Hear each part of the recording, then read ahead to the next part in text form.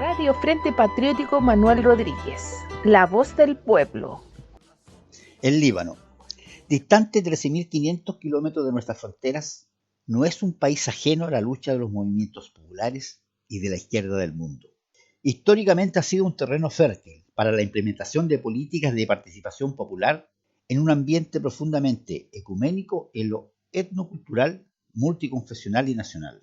Sin embargo, el sistema que nos oprime a los latinoamericanos y chilenos, que partió como experimento en nuestras tierras y alcanzó el globo, el sistema neoliberal implementado en esas lejanas tierras del Líbano por la élite burguesa antinacional desde fines de la Guerra Civil de 1991, ha marginado, escuchen bien, que hay más de una similitud a los obreros, a los campesinos y a la clase media, y desde el poder han tratado de eliminar a dichos movimientos para conservar e incrementar el sistema de prebendas y privilegios que sufructan y su hegemonía socioeconómica.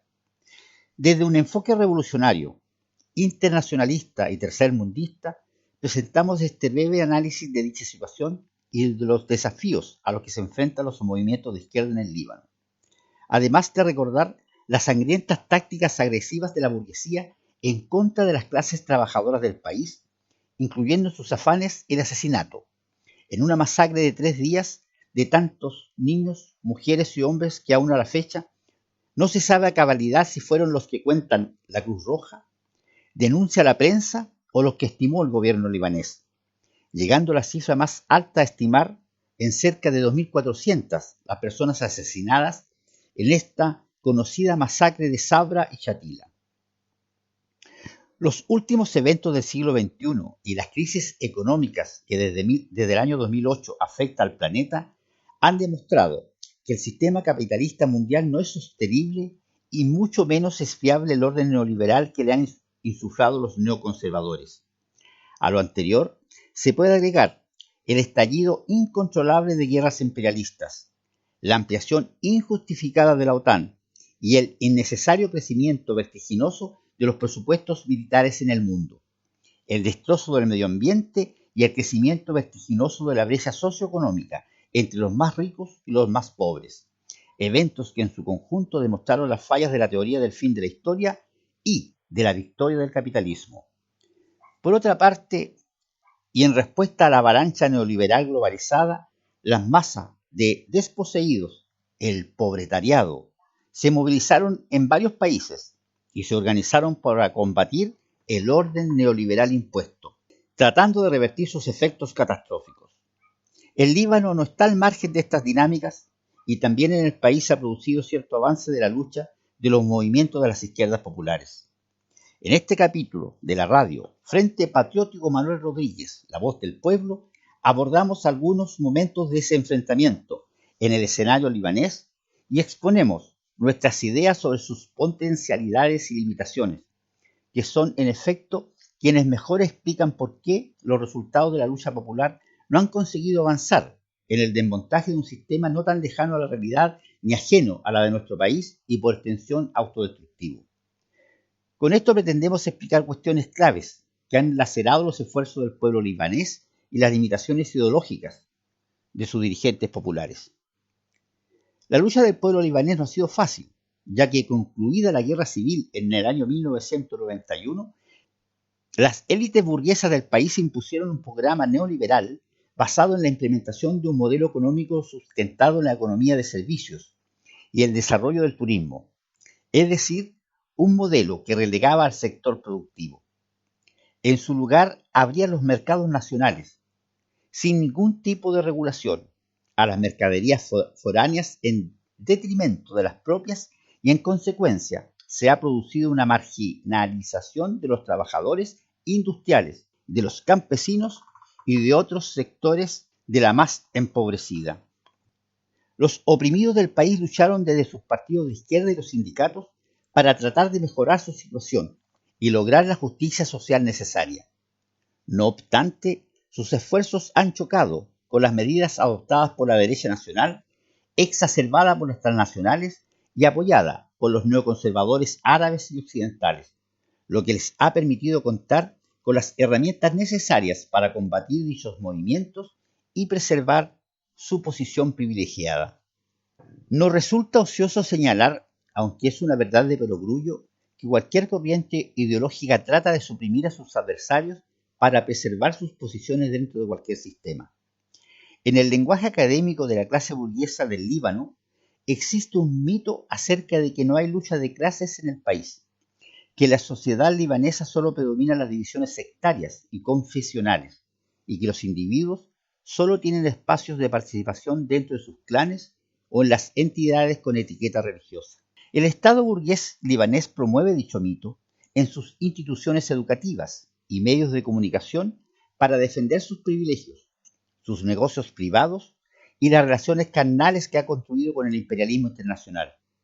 Además, la Constitución del país, en su artículo número 6, indica claramente que la economía del país es liberal y reconoce y tutela la propiedad privada. En su pensamiento, el Líbano era algo así como la Suiza del Medio Oriente, un país donde los 18 grupos religiosos coexistían pacíficamente por el sistema político concesionalista, el que mantenía el balance y la cooperación entre todos los grupos étnicos y sectarios, y era el garante de la estabilidad nacional. En fin, que para ellos el Líbano era el paraíso terrenal, el mejor lugar para hacer turismo y donde la pobreza no existía.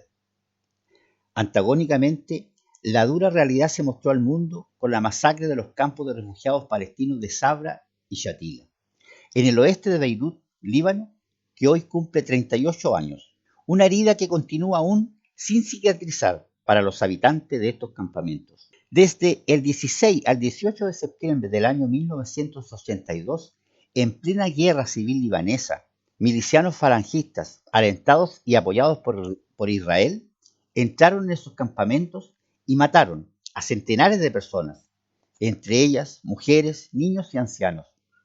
Ninguna cifra existe sobre el número de víctimas.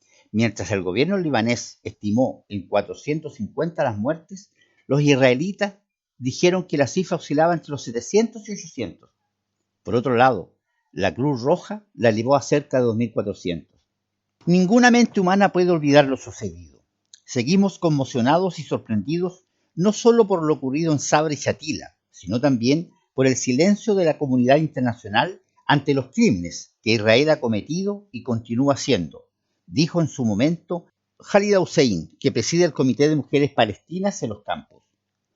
La matanza se produjo al siguiente día de la entrada del ejército israelí a Beirut, única capital árabe que ocupó tras su segunda invasión del Líbano en junio de 1982 y 2 días después del asesinato del presidente electo Bashir Gemayel, que murió cuando se encontraba en la sede del partido falangista en un atentado que fue atribuido a los servicios secretos sirios.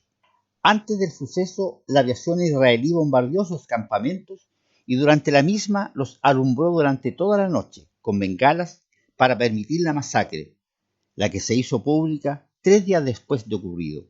A las 17 horas local del 16 de septiembre se comenzaron a escuchar disparos. Algunos comenzaron a huir, pero querían convencerlos que regresaran. Otros esperaron un tiempo antes de hacerlo. Volví después y visité el hospital de Gaza, y lo que vi supera el horror, agrega un sobreviviente de la masacre, sin dar más detalles. Poco después de la matanza, la Organización para la Liberación Palestina había sido evacuada de Beirut tras un acuerdo mediado por Philip Habib, enviado especial del entonces presidente estadounidense Ronald Reagan, el que había prometido salvaguardar la vida de los refugiados en sus campamentos. La participación de Israel en esas masacres provocó también el descontento en su ejecutivo, pues se formó la Comisión Kahan, en cuyo informe final responsabilizó al entonces ministro de Defensa israelí, Ariel Sharon, de haber hecho entrar a los milicianos y no haber ordenado medidas apropiadas para evitar lo sucedido, además de grandes movilizaciones de su población. Ningún responsable israelí, como tampoco el jefe falangista de aquel entonces, considerado como el autor material de esas matanzas de Sabra y Shatila, fueron juzgados por un tribunal. Una de las razones invocadas a propósito de la masacre en esos campamentos fue vengar la que habrían cometido los combatientes palestinos en la localidad de Damur, una de las tantas tragedias realizadas en el Líbano por todas las partes durante los luchos de guerra. Un responsable palestino de los campamentos declaró que la masacre contra los palestinos no se limita a Sabra y Shatila, Comenzó cuando nos expulsaron de nuestras tierras. Israel no reconoce el derecho al regreso. En el Líbano, la juventud no puede aspirar a una vida aceptable y próspera, indicó. Las dificultades son cada vez más grandes y se complican. La situación no es esperanzadora. Es como si quisieran exterminarnos, agregó. Un guarda de la matanza de Sabra y Shatila relata un recuerdo terrible, pues él vivía en el campamento de Shatila, pero tras la invasión israelí y el asesinato de Yemadel, se había dado cuenta que se estaba preparando algo muy grande. El guarda, Natur, pudo huir de la masacre. Dice haber salido corriendo para poner a su familia a salvo y después no pudo regresar, pues se dedicó a advertir a los responsables libaneses nacionalistas de lo que sucedía y también de contactar a la prensa. Ya no confiamos más en las organizaciones internacionales ni en la opinión pública. ¿Dónde está su papel frente a los intentos de Israel de poner fin a la labor de la Agencia de la ONU para los Refugiados Palestinos para eliminar completamente nuestra causa? Concluyó. Radio Frente Patriótico Manuel Rodríguez, la voz del pueblo.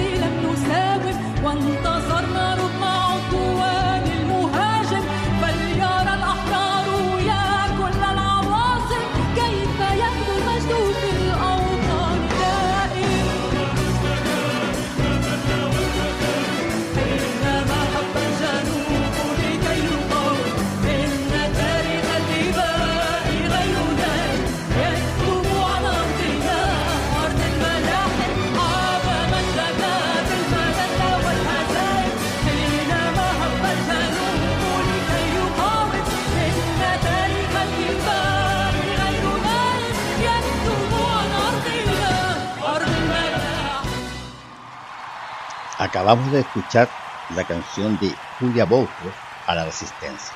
Las ganancias en la venta de esta canción fueron para ayudar a las familias de los civiles libaneses, los soldados, las fuerzas de seguridad y militantes de Hezbollah que cayeron en el conflicto entre Israel y el Líbano.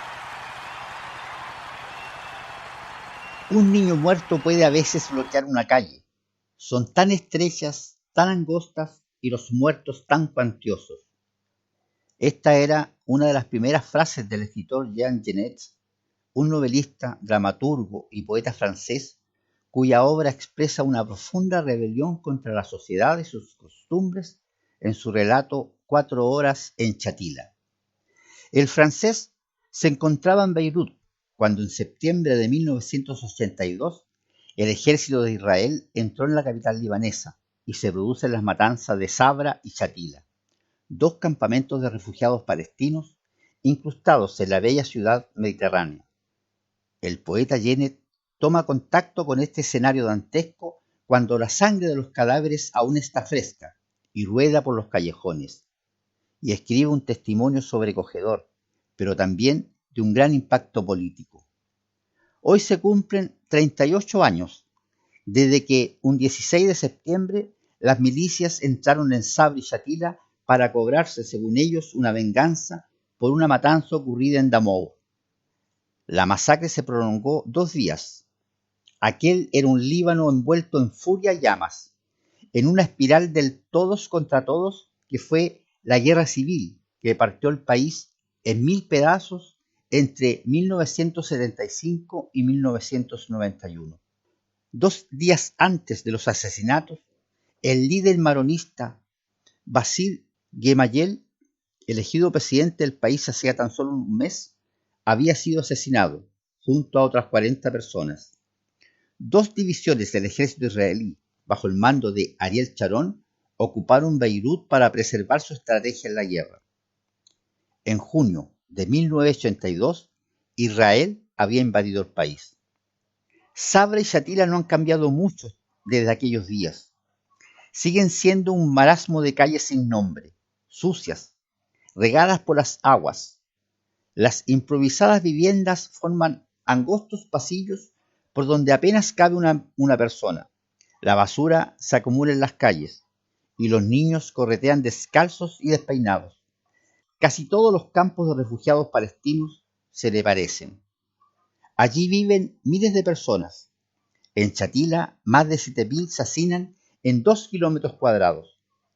Ya no viven solo palestinos, sino también libaneses, muy pobres, casi todos chiíes.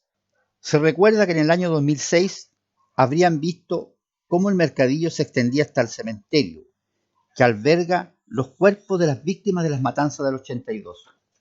La falta de espacio hace que la prohibición islámica de enterrar a hombres y mujeres juntos allí no se cumpla. Vivos y muertos se mezclan en este espacio abigarrado y nauseabundo, como si los rostros fueran los mismos y nada hubiera cambiado desde aquellos días. Hoy, sin duda, los habitantes de Sabra y Shatila tendrán un motivo más para estar cerca de sus muertos: la memoria de una de las peores matanzas de civiles de la historia de la humanidad. El triste aniversario de la tragedia la hemos querido compartir porque negar la historia es volver a repetirla.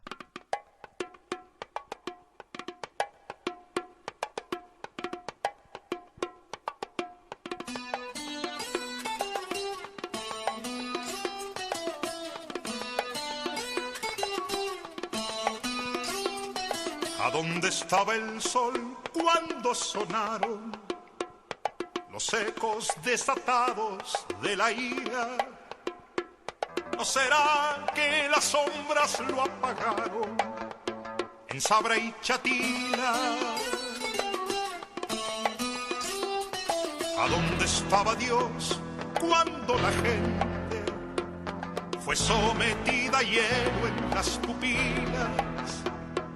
¿No será que se ha vuelto indiferente en Sabra y Shatila? ¿A dónde estaba yo? ¿En qué galaxia? Insensible leyendo la noticia. ¿No seré uno más en la falacia de Sabra y Shatila? ¿Y a dónde estabas tú con tu arrogancia? Poderoso señor que en la mochila llevas todo el cadáver de la infancia de Sabra y Shatila.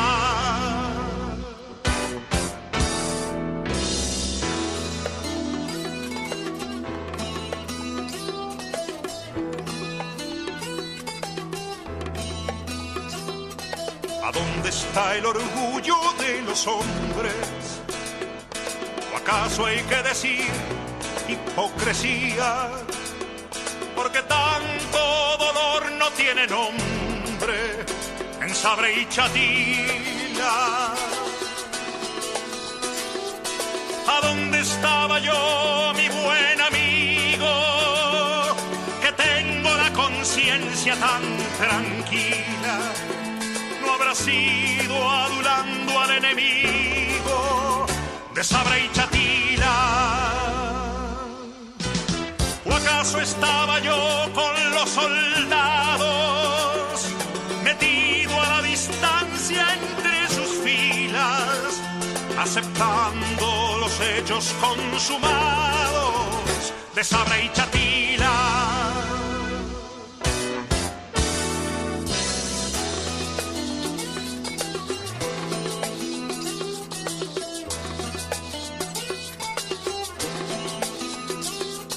Es tiempo de dictar comunicados que limen lo espinoso de la espina, que harán para ocultar lo que ha pasado en Sabra y Chatila,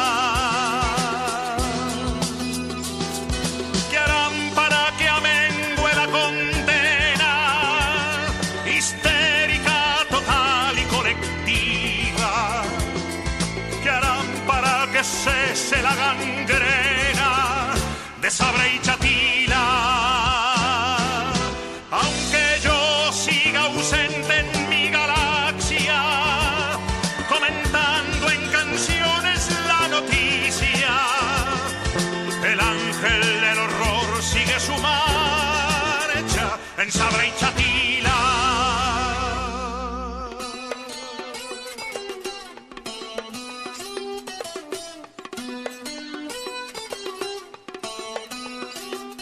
Deambula por Beirut y en otras lunas, reptando sin parar como una anguila, insaciable y cegado por la gula en Sabra y Chatila.